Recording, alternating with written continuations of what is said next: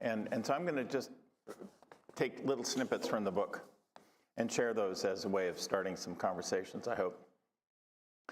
For evangelicals, domestic and foreign policy are two sides of the same coin. Christian nationalism, which is a big topic for us, Christian nationalism, the belief that America is God's chosen nation and must be defended as such, serves as a powerful predictor of intolerance toward immigrants, racial minorities, non-Christians. It is linked to opposition to gay rights and opposition to gun control, to support for harsher punishments for criminals, to justifications for the use of excessive force against Black Americans in law enforcement, and to traditionalist gender ideology. Everything we care about, right?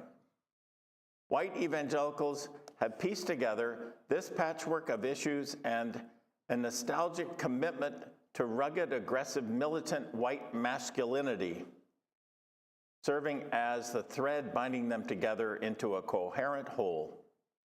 A father's rule in the home is inextricably linked to heroic leadership on the national stage, and the fate of the nation hinges on both.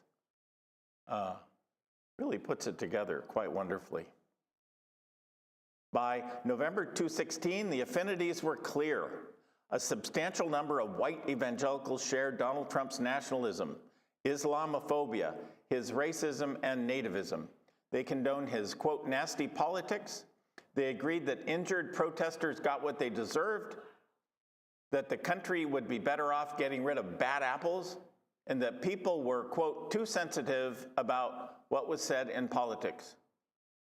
Drawn to his populist appeals, white evangelicals demonstrated a preference for rejecting political compromise, for strong solidarity, leadership, and for breaking the rules when necessary. There you go. Well said, and certainly a lot of people in the media agreed, which is why the media gets fingered as part of the problem. In the book, a real important part of this that I hope we'll pay attention to each time is the picture of Jesus that comes out of this. In the evangelical world as compared to our way of looking at Jesus. However, she makes it clear that evangelicals look at Jesus in two ways and have had that look at Jesus two ways for a very long time. What sort of Jesus are they imagining? Is their Savior a conquering warrior, a man's man who takes no prisoners and wages holy war? That's the Jesus of of the book Revelation. Or is he a sanctified lamb who offers himself up for the restoration of all things? How one answers this, how one answers these questions will determine what it looks like to follow Jesus. And our way is neither the sacrificial lamb or the Jesus who's the conquering hero on a white horse with a dripping sword dripping with blood. You know, we read the book, we read the Sermon on the Mount, right? And that's not the same as either of those two ways of looking at Jesus, which makes us strange and obviously invisible because she doesn't even mention us. Again, this book is interesting. It's written from the inside by Kristen Cobes-Dumez. I'm not sure how to pronounce that. But she teaches at Calvin College, right, in Grand Rapids. Is that where that is? The heart of old-style Reform Christianity. Okay. Just a couple of things more. I've been in the heart of this. No, I've not been in the heart of this. I've been on the edge of this all my ministry, and I've been fascinated by it. For conservative white evangelicals, the good news of the Christian gospel has become inextricably linked to a staunch commitment to patriarchal authority, gender difference, and Christian nationalism, and all of these are intertwined with white racial identity. Many Americans who now identify as evangelicals are identifying with this operational theology, one that is Republican in its politics and traditionalist in its values. This God and country faith is championed by those who regularly attend evangelical churches and by those who do not. It creates affinities across denominational, regional, and socioeconomic differences, even as it divides Americans and American Christians into those who embrace these values and those who do not. In this way, conservative white evangelicalism has become a polarizing force in American society. And it has become a money generator like crazy. We're talking about evangelical religion as a brand. And that really got going in the 60s or 70s, probably the 70s. Just took off. And what's interesting, they sell books and videos and DVDs and diets and purity rings, right? And Christian bling of every kind. Every kind. And when people leave the fold, and there have been important women who've left the fold, the first thing they do is tell the women that their Christian book distributors will not sell their books anymore. So I'm thinking of Rachel Held Evans, who's really important, the late, I have a quarrel with God as to why God took a 35-year-old beautiful former evangelical who was having such good work peeling evangelicals off and bringing them to us, actually. She died a few years ago of the flu? Terrible. And another woman who I know more about, whose name is Jen Hatmaker, who was part of the evangelical movement and left it over the issue of LGBTQ plus issues, and was just raked over the coals everywhere as a traitor to the Bible. So I'll let you speak after I say these words. So just before COVID, in October 2019, I went to the University of Denver to the second installment of a conference that Rachel Held Evans booked before she died. But they held it anyway. And 3,000, mostly women in their 30s and 40s, came to this conference. I went to look. These were women who left their evangelical churches, churches where their pastors told those women that they needed to obey their husbands even if they got beat up at home, and who beat up their own families, turns out, in some cases as well. So these were, and these are also people, whose children came out as gay, and they said, well, I'm gonna choose my child over my church? Of course I am. Well, those are the ones who came to this conference. And there were 3,000 of them, and they were so happy, and their question was, what do we do now? We can't go back to our churches anymore. We'd like to go somewhere. We don't believe in God anymore. And so there were a lot of people there to give them hugs, and they gave each other hugs. It was a very powerful experience. And the person who spoke that amazed me was a woman named Jen Hatmaker, who I said was a 45-year-old at the time evangelical Christian who had left again over the issue of she had no argument anymore with gay people. And here's what she said at that conference. She said, if a church says women should not lead, what can we trust about them? And what can we trust about what they say about anything else? That was something she came to. And then she shared a scripture that she said helped her. And it was from Jesus, where he says, no good tree bears bad fruit, nor does a bad tree bear good fruit. This is after some words he had to say about judging and hypocrisy. So here's what she said. I wrote as quick as I could because this woman was really good. She said, my first clue was I was on the right road and leaving the old evangelical church, was seeing and identifying bad fruit. I kept noticing that the doctrine in my church was right and correct. At least that's what the church always said. But the bad fruit I saw in that church too, that families were being destroyed and whole churches, and that the whole tree appeared then to maybe be rotten. Seeing good fruit was the second part of this. Seeing good fruit in politicians, my pastor said, were bad, like Barack Obama, who had no hint of scandal, a wonderful family, but her pastor called progressive people godless, and threw Barack Obama in there too. When looking at their good fruit, you couldn't deny that they had something, liberal churches. There is healing where there is good fruit, and there is no way to spin it differently. So who decides what good fruit and bad fruit is?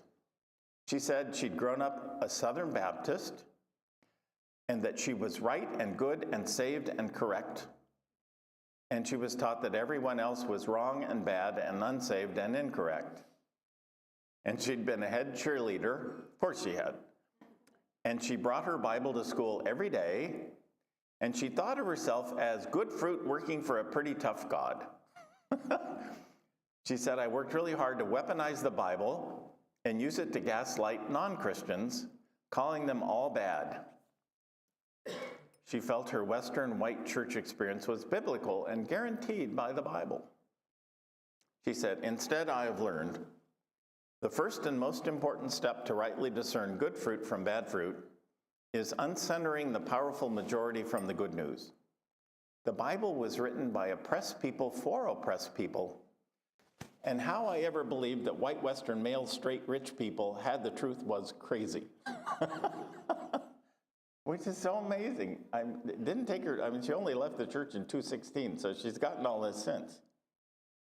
Even the white people belong, she says, but their place is not at the center. When those are flourishing and they are at the center, then they are there as a result of only the white rich people are flourishing, then they're there at the center as a result of the oppressed. The oppressed are paying for it. If a white male, this is the thing, if a white male pastor gets to keep his pulpit because a woman in his church has 2 black eyes, because her husband thinks it's okay to hit her, due to his pastor's sermon, this is death.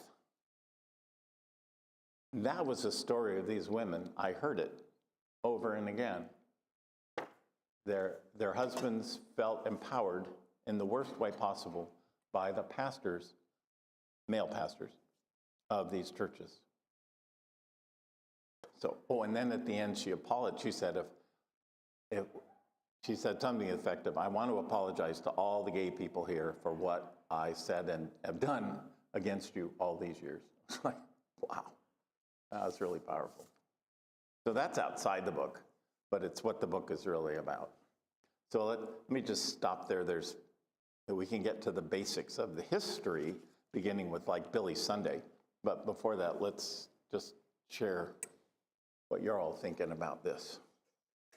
I'll get closer. Amy, I think, has something. Oh, no, you're just reaching your coat. Okay. Whoop. I just finished watching season 5 of Handmaid's Tale, so this is very appropriate right now.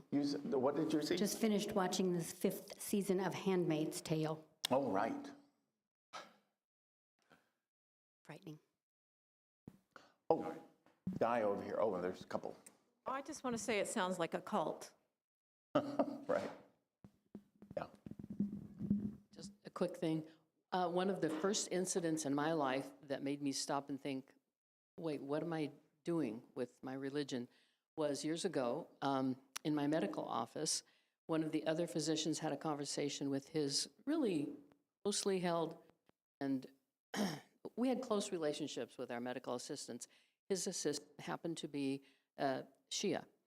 And she told me this later, that one day he had been having this proselytizing conversation with her, and she said, do you mean to tell me that even though I go to mosque and I pray and I love my family, because I don't believe in Jesus and have the same faith you do, that I'm going to hell? And he said, yes, that's right.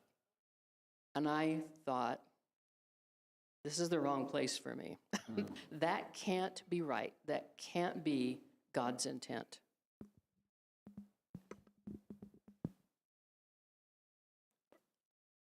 I did a little writing many years ago trying to summarize some of these differences, and one of the things I came to is that people don't get about evangelicalism and its effect on politics is that evangelicalism is all about it's very dualistic. You are in or you are out. And it's all about who's in and who's out. And there's no nuance to that. There's no gray area. There's no, it's figuring out where that circle ends that you are definitely inside of and trying to figure out who's in it and who's out. I have two siblings who grew up in the same household my other brother and I did, and who are very, very, very right-wing, homophobic. And part of the reason I think they were drawn to it, it is very black and white. They like not having to make those choices, having those choices made for them, but it's very hard.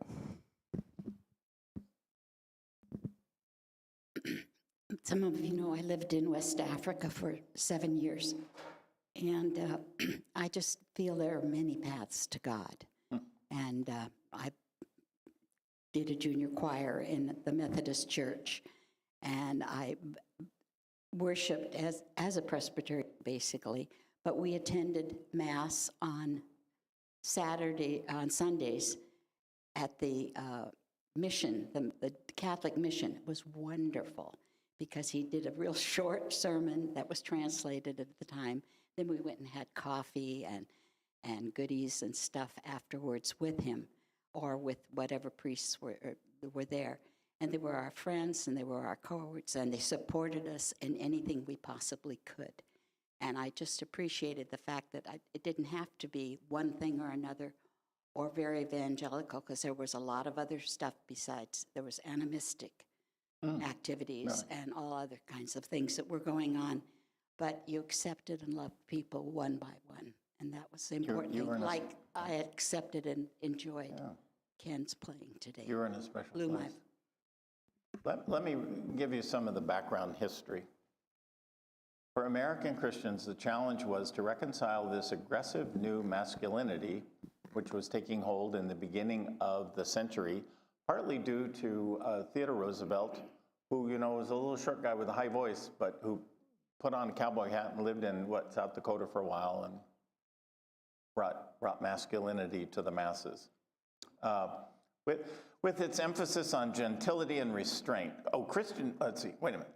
I'll start again. For American Christians, the challenge was to reconcile this aggressive new masculinity with traditional Christian virtue, with its emphasis on gentility and restraint. Victorian Christianity suddenly seemed insufficiently masculine. Virile, aggressive men could hardly be expected to submit themselves to such emasculating faith. And so in the 1910s, Christian men set out to re-masculinize American Christianity, seeking to offset the, quote, womanly virtues that had come to dominate the faith. They insisted that Christianity was also essentially masculine, militant, warlike. It was time for men to take back the church. Yikes.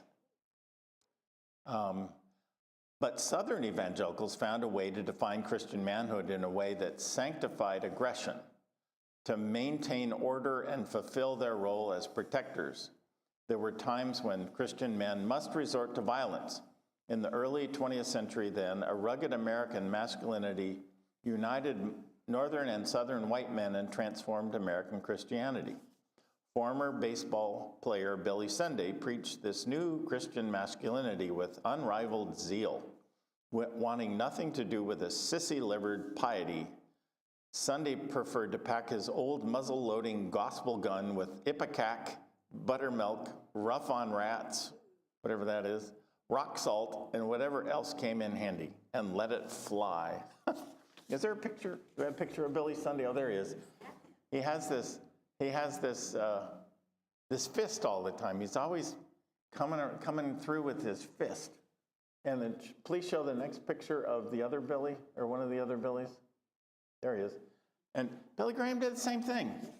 And he used the same choreography, at least to begin with. I think he outgrew that. He outgrew it. But he started with the Billy Sunday as his model. All right. Truman comes along. Harry Truman, this is a long ways. I'm kind of jumping around here. But, years later, Harry Truman comes along, and he has his own version of masculinity, and he calls for universal military training in the late 40s, early 50s. And some among evangelicals who were still in the old, milder-mannered school said that, oh my God, if all men became trained by the military, it would undermine them morally because everybody knows what men do when they go to the Marine Corps, which is really fascinating. That certainly has fallen away since then completely, but it was alive once. Billy Graham comes along right after World War II, and interesting, this book tells us that early on, when he was coming out of seminary, he was very influenced by historical, critical readings of the Bible. And he realized that the Bible was not without error and had to make a decision. Either he said that and lost all following he had, or he sucked it up, went along with those who believed that the Bible had no errors, and used that as a platform to do all his conversions. And he went with, obviously, the conversion platform and got away from what he actually believed. And what his wife, I think, believed till she died. She was Presbyterian, as a matter of fact, right? He was interesting. He was on both sides of every issue at one time or another, which was interesting. At one point, he talked about wives needing to subject themselves to men who were heads of households and protectors and providers. He was just right with that movement that came up. But he was also a Democrat. But he was a Democrat because he's from North Carolina, right? And all North Carolinians are Democrats. But he met with Truman, and it didn't go well. Harry Truman didn't do a nice job with Billy Graham, according to the book. And Billy Graham kind of ended up humiliated because of it. And later, Graham criticized Truman's firing of General MacArthur, right, for insubordination. And so that led to Eisenhower wisely seeing an opening and befriending Billy Graham and bringing him and most of the South over with him, I guess, eventually, at the same time. So that in 1954, Congress passes the one nation under God phrase that's added to the Pledge of Allegiance, right? Which I didn't know growing up wasn't there all the time. 54, before you were born. Okay, let's see what I got here. Nixon comes along and he, not only welcomes Graham, they become best buddies, right? To the point where Billy Graham, God bless his soul, apologized pretty much to the nation for hitching his wagon to Nixon after the Watergate scandal, right? And Reagan was Reagan, how did I get him and Billy Graham mixed up? I'm not sure. Billy Graham, God bless him, did a lot and was very outspoken against nuclear aggression and called for disarmament. I mean, he was just like, really? Yes. He was very outspoken about it, which of course confused the people who followed him. He also integrated his crusades early on, very early on, and praised the Supreme Court decision, Brown versus the Board of Education.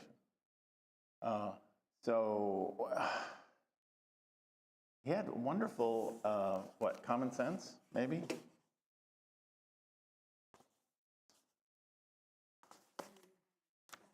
What's that? He made some money, but I never sensed that he made, yeah, he did make a lot of money, but I didn't think he ever lived high on the hog. To white Americans who were willing to listen, the civil rights movement argued that America had never been a country of liberty and justice for all. This is interesting. Evangelicals' response to civil rights varied, particularly in the early stages of the movement.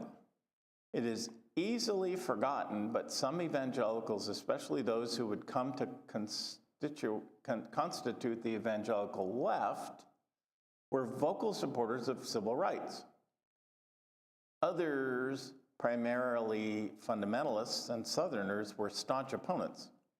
In the aftermath of the Civil War, the lost cause of the Confederate South had blended with Christian theology to produce a distinctly Southern variation of civil religion, one that upheld Robert E. Lee as its patron saint. In this tradition, fundamentalist pastors like W.A. Criswell of First Baptist Church crusaded against integration as, quote, denial of all that we believe. To such opponents, civil rights activism was a sign of disruption and disorder. Many denounced Martin Luther King Jr. as a communist agitator. Most Northern evangelicals were somewhere between these two positions. Like Graham, many were cautious supporters in the early years of civil rights. In the early 50s, Graham began to integrate his crusades, going as far as to personally remove ropes separating the seating between whites and blacks. In 1954, he praised the Brown versus Board of Education ruling. I said that. In 1957, he invited Martin Luther King Jr. to pray at his New York crusade. Yet Graham was wary about moving too fast, and he urged the Supreme Court to proceed with caution and to quell, quote, the extremists on both sides. After passage of the Civil Rights Act of '64, these differences within the evangelical community began to diminish. Explicit support for segregation fell out of favor, even among stalwart fundamentalists, as was the case for most segregationists more generally. At the same time, moderate proponents of civil rights began to cool in their support for further action. Graham, for example, withdrew his backing as activists began to engage in civil disobedience and demand further government intervention. Many evangelicals followed his lead, concluding that it was not the role of government to interfere in issues of racial justice. Only Jesus could change human hearts. Think about that. Many evangelicals, too, found it hard to accept that the sin of racism ran deep through the nation's history. To concede this seemed unpatriotic. Having embraced the idea of America as a Christian nation, it was hard to accept a critique of the nation as fundamentally as that advanced by the civil rights movement, as fundamental, you know. Understanding this ambivalence toward civil rights within white evangelicalism is key to understanding the role that race would play within evangelical politics more generally. By backing away from their support for civil rights, evangelicals like Billy Graham ended up giving cover to more extremist sentiments within the insurgent religious right. Got it.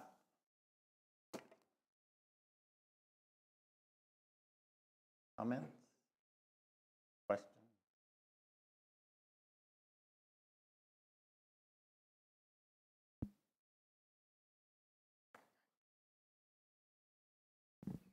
A lot of different thoughts.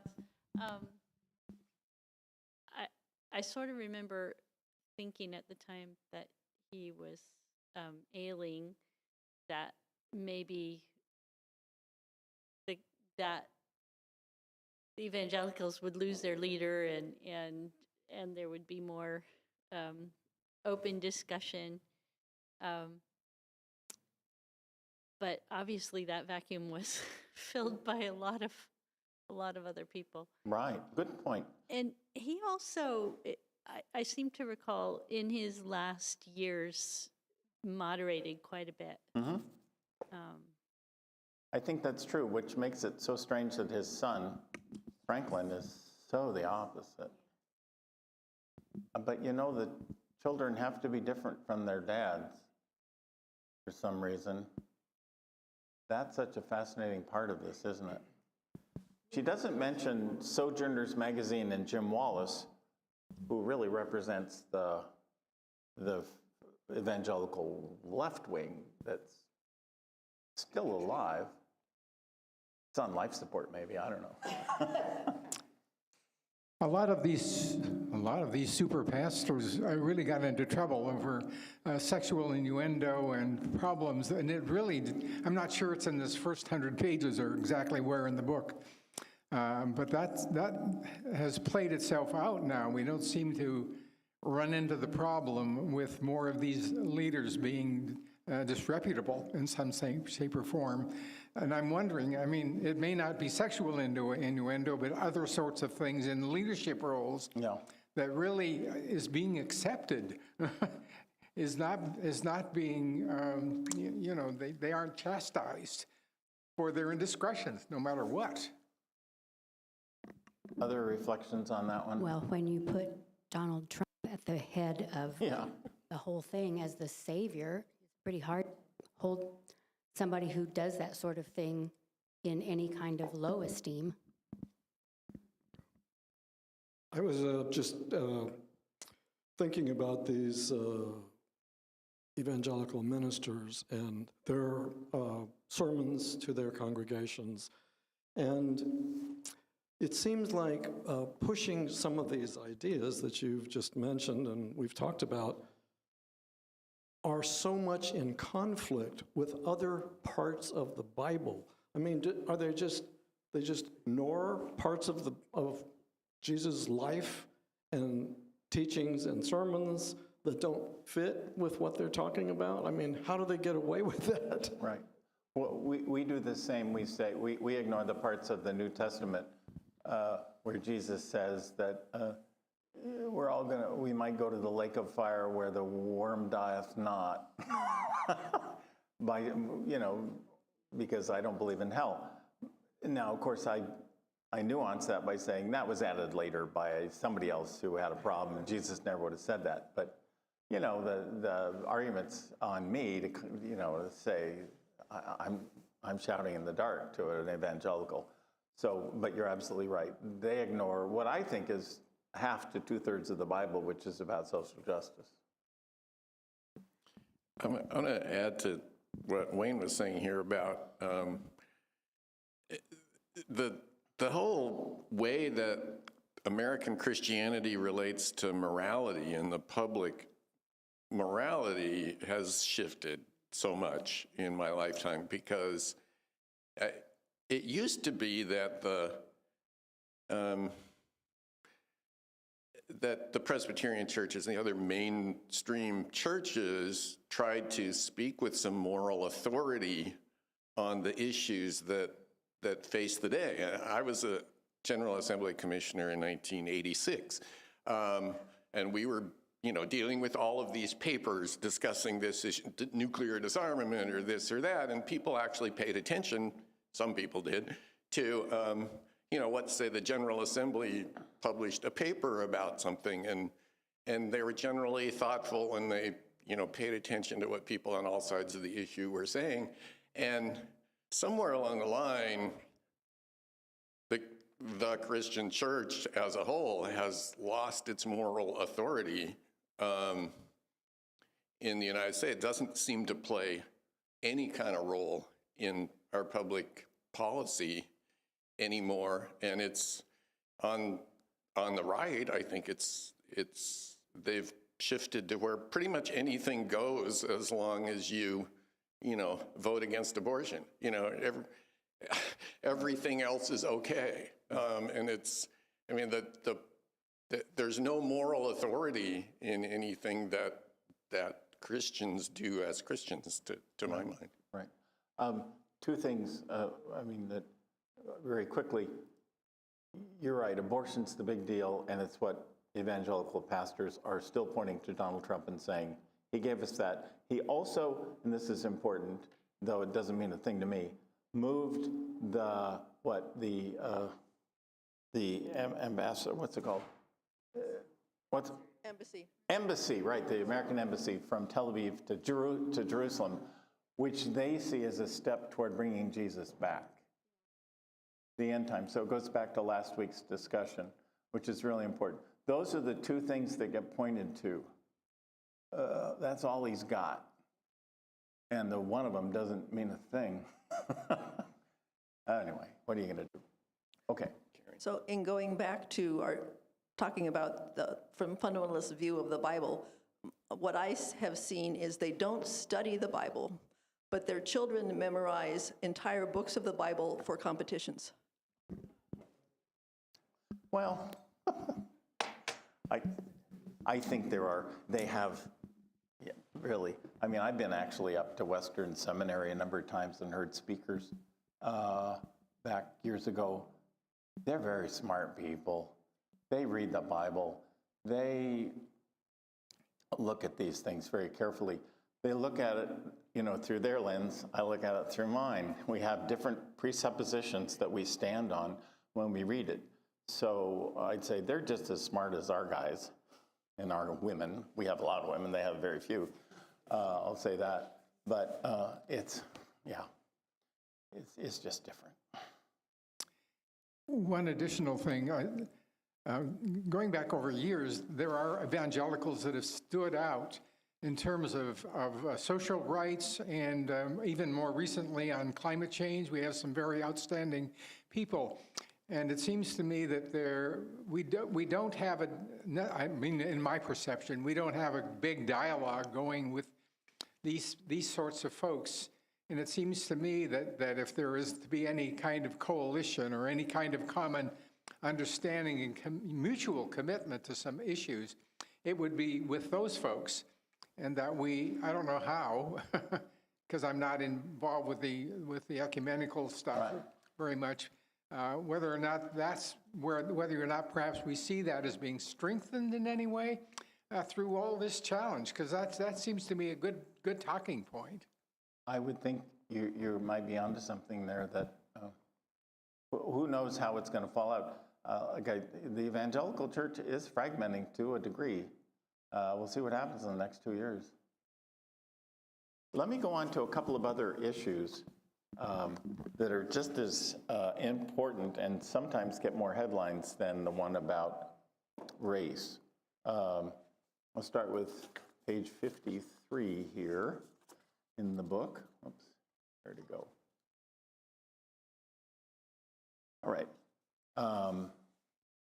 This comes from a book by Jack Hyles, who was a mega church pastor, that he wrote in 1972, a book called How to Rear Children, okay? So child rearing. Hyles' book includes a section on how to make a man out of a boy. Got it? Boys needed to be taught to be winners. Quote, "This is how we get our General MacArthurs." "This is how Billy Sundays are made," unquote. Teaching boys how to be good losers left you with a generation of young men who didn't want to fight for their country and were instead, quote, "willing to let the stronger nation on earth bow down in shame before a little nation like North Vietnam," unquote. It was up to Christian parents to rear a new generation of men, and to this end, they should make boys, quote, "play with boys and with boys' toys and games, with guns, cars, baseballs, basketballs, and footballs," unquote. Boys who engaged in, quote, "feminine activities," unquote, he warned, often ended up as homosexuals. A boy must be taught to fight to be rugged enough to defend his home and those he loved. Hiles bought his own son a pair of boxing gloves when he was 5, an air rifle at 13, and a .22 at 15. When a neighbor boy insulted Hiles' daughter, he encouraged his son to let him have it and walked away as his son beat the boy bloody. Such violence was sanctified, quote, "God pity this weak-kneed generation which stands for nothing, fights for nothing, and dies for nothing." We kind of forget that stuff. That was during that time when women were accused of making their sons homosexual by loving them too much and catering to them too much. And That's in the book too, yeah. horrible. Wow. So you should take your kids to see John Wayne movies. That's early on, right? He was. In a 1971 interview in Playboy, Wayne was particularly harsh in his assessment of, quote, the blacks, or colored, or whatever they want to call themselves. They certainly aren't Caucasian, he said. This is hard on the ears. He says, with a lot of blacks, there's quite a bit of resentment along with their descent, and possibly rightly so. But we can't all of a sudden get down on our knees and turn everything over to the leadership of the blacks. I believe in white supremacy until the blacks are educated to a point of responsibility. 1971, he said this. I don't believe in giving authority and positions of leadership and judgment to irresponsible people. God. As far as African American representation in his films, Wayne asserted that he'd, quote, given the blacks their proper position. He had, quote, a black slave in the Alamo, and he had, quote, a correct number of blacks in the Green Berets. His views on Native Americans were no more enlightened. Quote, I don't feel we did wrong in taking this great country away from the Native Americans. He didn't say that. He said Indians, I'm sure. Our so-called stealing of this country from them was just a matter of survival. People needed land, quote, and the Indians were selfishly trying to keep it for themselves. Let's go home and selfishly keep our houses to ourselves, right? Oh, God. Anyway, that's where John Wayne comes in. Fear had been at the heart of evangelical post-war politics, and that's post-World War II politics. A fear of godless communism and a fear that immorality would leave Americans defenseless. What changed by the 1960s was evangelicals' sense of their own power. Between the end of the Second World War and the beginning of the 1960s, evangelicals had become more and more confident that they had a providential role to play in the strengthening of American defenses and upholding American faithfulness. The events of the 60s, however, and the realization that the larger culture seems to scorn what they had to offer undercut their newfound confidence. Among evangelicals, a rhetoric of fear would persist, though it would be aimed at internal threats as much as external ones. Instrumental to their efforts to reclaim power, this rhetoric of fear would continue to bolster the role of heroic masculine protector. There might be a place for the softer virtues, but the perilous times necessitated ruthless power. In the words of Baptist scholar Alan Bean, quote, the unspoken mantra of post-war evangelicalism was simply, Jesus can save your soul, but John Wayne can save your ass. Some people like that. Okay. Shall we go on to the book Total Women? That's a fun one. Okay. Maribel Morgan, do we have the picture of that? Oh, I'm sorry, I should have sent you that. I did. Maribel Morgan, very nice lady from what I can tell. And this book comes out, what, same time? Early 70s? 73. Book was especially important for working women because a man's masculinity may be threatened by your paycheck, a woman's paycheck. A wife needed to let her husband know that he was her hero and it was her job to put her husband's tattered ego back together at the end of each day by admitting his masculine qualities, his muscles or whiskers. Oh, admiring them. Morgan's advice had a religious foundation. The biblical remedy for marital conflict was the submission of wives to husbands. It was God's plan for women to be under a husband's rule. But Marable Morgan mostly drew on her own experience, particularly when it came to questions of intimacy, a topic about which she had much to say. To begin with, it was important for women to keep up their curb appeal. To look and smell delicious. To be feminine, soft, and touchable, not dumpy, stringy, or overexhausted. Oh my God. At least if they wanted husbands to come home to them. But that was just the beginning. To keep a husband's interest, Morgan was a strong believer in the power of costumes in the bedroom or kitchen, living room, or backyard hammock. So that when a husband opened the front door each night, it was like opening a surprise package. One day, quote, a smoldering sex pot, another an all-American fresh beauty, a pixie, a pirate, a cowgirl, or a showgirl. Contrary to popular belief, Marable Morgan never recommended that women clothe themselves in nothing but saran wrap. She wasn't, and meet her husband at the door. She wasn't sure where that rumor got its start, though she conceded it was a great idea. Oh, God. I'm sure saran wrap sales went up in the 70s. Okay. Is there more to that? I'm not sure. Oh, there's one more little bit. By giving husbands what they wanted, women could transform marriage from, quote, an endurance contest into something enjoyable. And they could keep men at home, which was good for women and good for their kids, especially their boys. They're boys, right? If a father was absent, a boy might start to identify too much with his mother. That's where it was. And begin to develop certain feminine qualities on a subconscious level, opening the door to homosexuality. There we go. So it sort of puts this all together, doesn't it? She does a good job of reminding us. Go ahead. Oh, you found it. Oh, good. Yeah. Oh, my God, good job. That's a book that came out after Total Woman.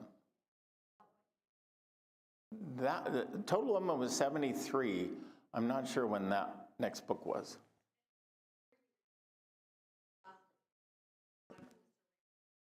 No, that was Total Woman. No, Phyllis did other. Phyllis is really interesting. She's a little like Billy Graham. Yeah, Phyllis Schlafly liked gay men. She really threw a monkey wrench into the evangelical works. Yeah. Okay, yeah, let's get the microphone to June. What's really scary is these are the years when I was growing up, and it's like I was surrounded with that BS. And Dobson telling us to beat our children.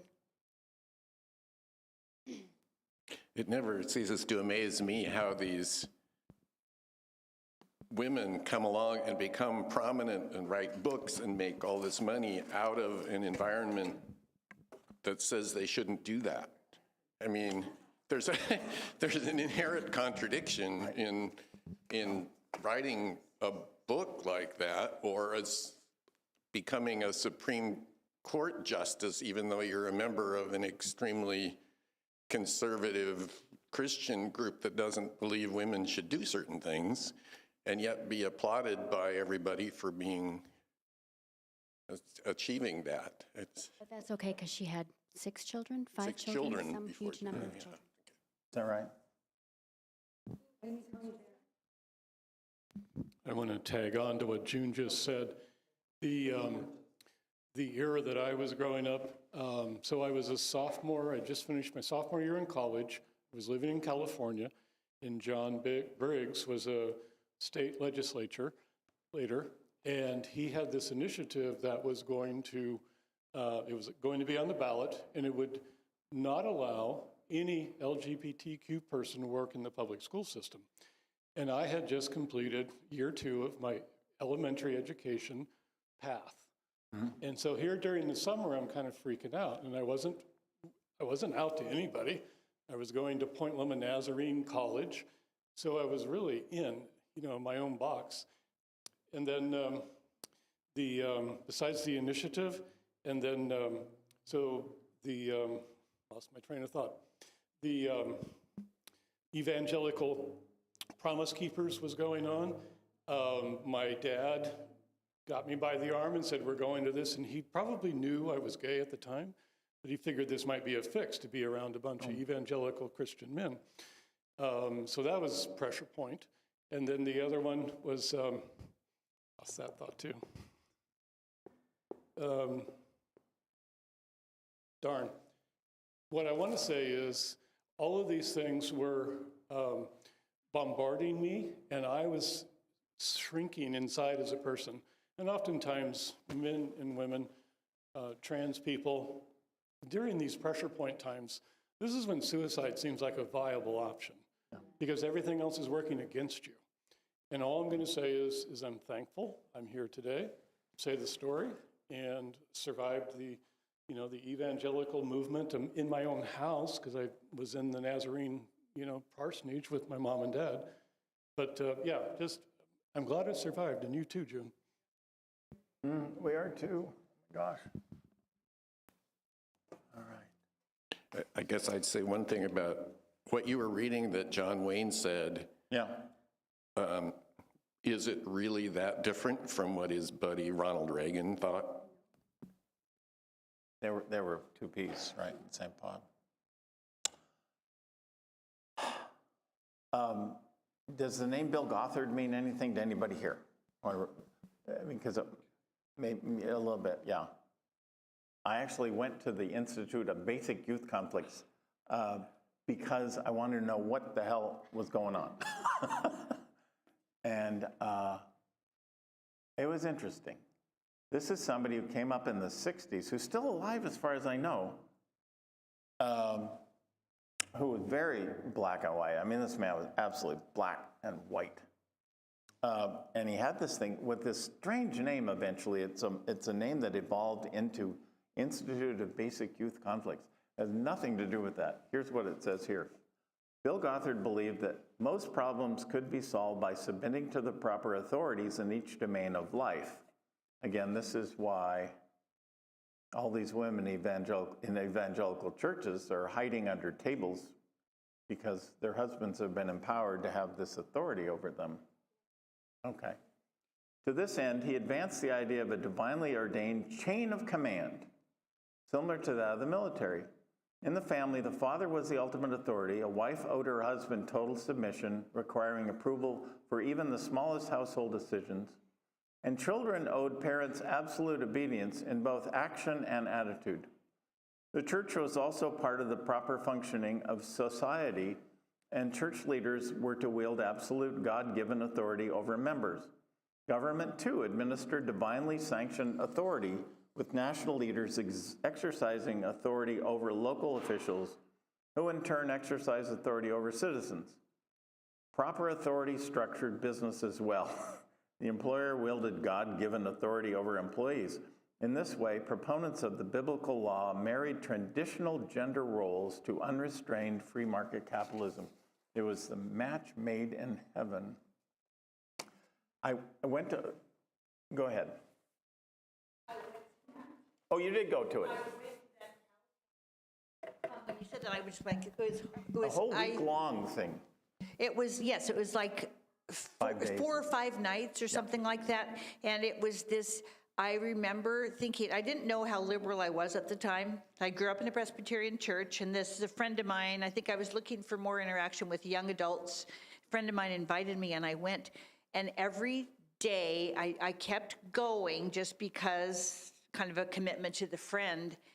And every day my mouth would open wider in horror with what I was being heard and thinking, you guys believing this stuff? You are so different than I am. I had no idea.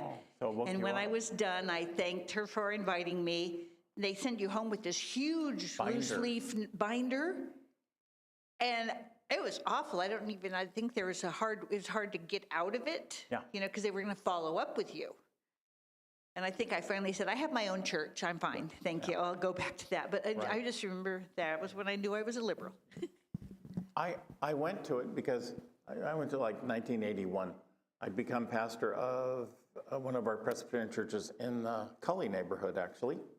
And almost everybody in the church had gone to this thing. So I went to it so I know what they were exposed to.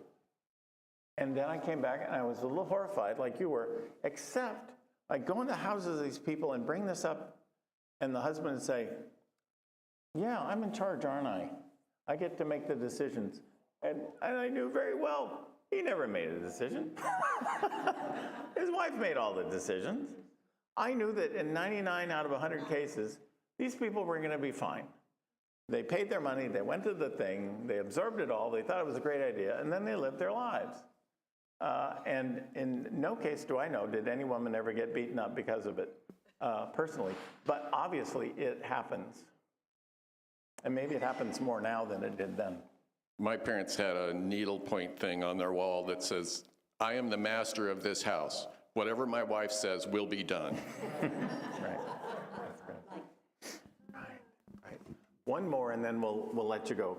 This is, the last one is James Dobson, who's gotten a lot more, Bill Gothard's brother went to jail for preying on members, and then Bill Gothard at least was, if not indicted, at least brought up on suspicion. I mean, the whole thing did fall apart like a house of cards because he was improper with 15-year-old girls too. So there is that sometimes comes from these things. So James Dobson, more dangerous yet. It's page 82. In 1975, Dobson took it upon himself to articulate the, quote, critical difference between men and women.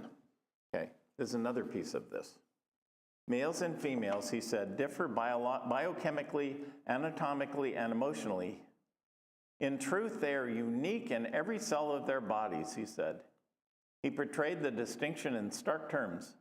Men like to, quote, hunt and fish and hike in the wilderness, while women preferred to, quote, stay at home and wait for them.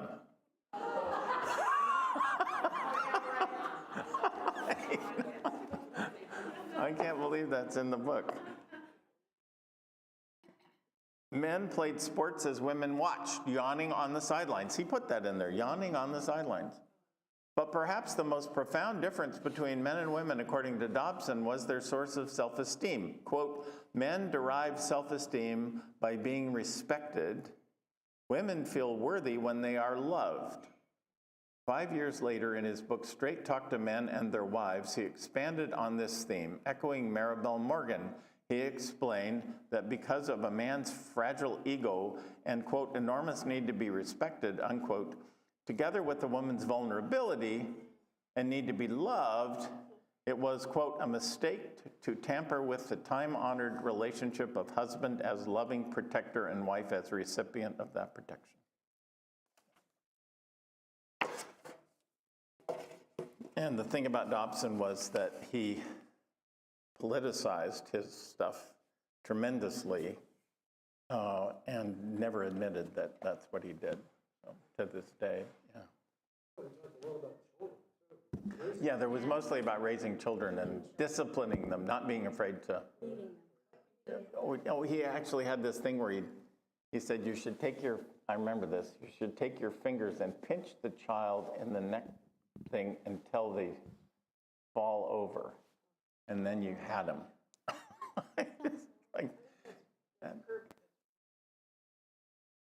It's terrifying, isn't it? Yeah.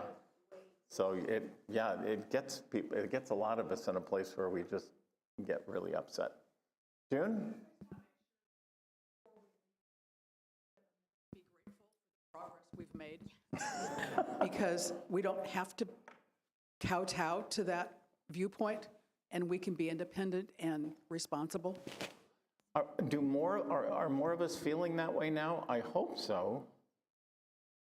Did you hear what June said about us? We should express gratefulness that most of us in this country don't live that way or believe that stuff. Or what were you saying? I don't either. Oh, you're saying at least you're glad that we do. Yeah. Oh, that's a good point, yeah. Sorry. I have relatives who are in that old world still.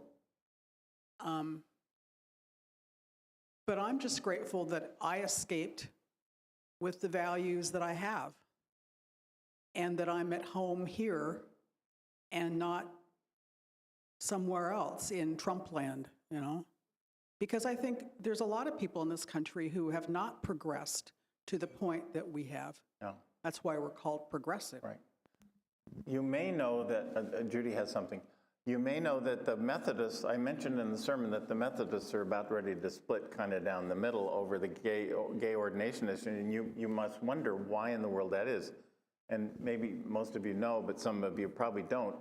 They have a lot of churches in Africa, and Africa as a culture, I mean, you can't say Africa's a culture, it's a million cultures, but somehow it's overwhelmingly anti-gay. I don't understand it, but that's the case. And so all of these Methodist churches in Africa have a vote in the United Methodist Church, and they're saying there's no way they're going to stand for gay ordination. So that's why that denomination, though it's overwhelmingly fine with gay ordination in the United States, is not when you total other churches. So we had to pray for them. I was just going to say that I think the journey to get to where we are is a long and twisted one. You know, I grew up in probably a very traditional Presbyterian church in Long Beach, California, and I remember dating someone who didn't believe in God, and he was going to have to go back to his parents, and he was in the Navy, and tell his parents he didn't believe in God. And it started me on a journey where I asked everybody what they believed in, people I'd known forever. What is your belief? Tell me what you really believe. And it ended up, I saw Billy Graham's picture there, I ended up going to a rally in Anaheim, California, going down on the field to "O Lamb of God, I come," which is what they always sing. Yeah, just and it as was I a am. statement, and then they tried to follow up with me, you know, and they want to, you know, convert you. And I thought, no, I'm good, but it was a statement of faith to go down there and go, Yeah. I believe in a higher power, I'm good, I have my own beliefs, and Bill Gothard was probably part of that. And I imagine most people in here had a similar stuff where you turn left and you turn right, and that's why, you know, being here is so incredible because of everything that goes on here and the people that are here. It's wonderful. But I really wish the evangelical world would look back at the life of Billy Graham and listen and look at everything he said and did. He was a very good man. I mean, God bless him. He had a hard thing, and I don't know.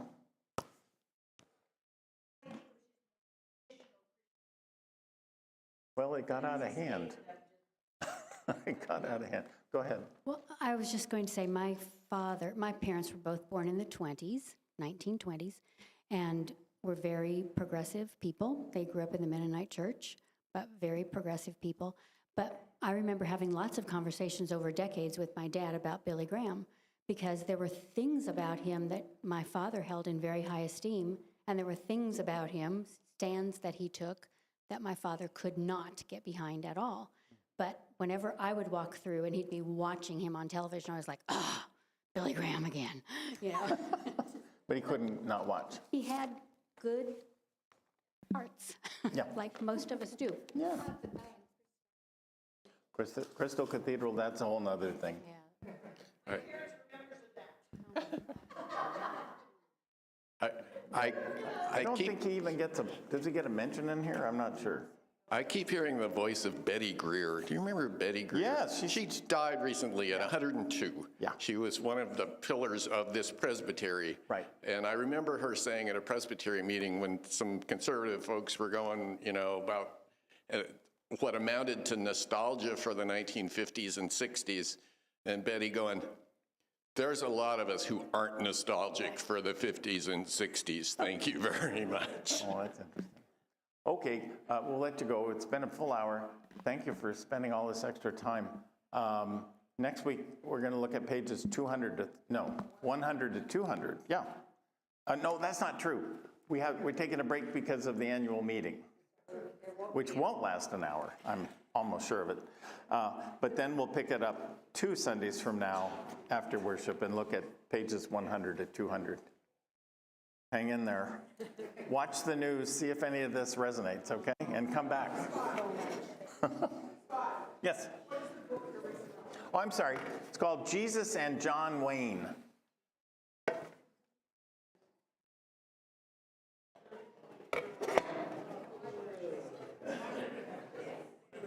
I heard somebody say, I think on CNN several years ago, that just really stuck with me, is if you go back just about the 1970s and look at polls showing attitudes of evangelical Christians about political issues, black evangelicals and white evangelicals were virtually identical.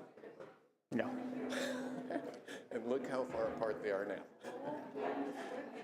It's amazing that they were this close together as they were. But then, I think at that time, black evangelicals, excuse me, they were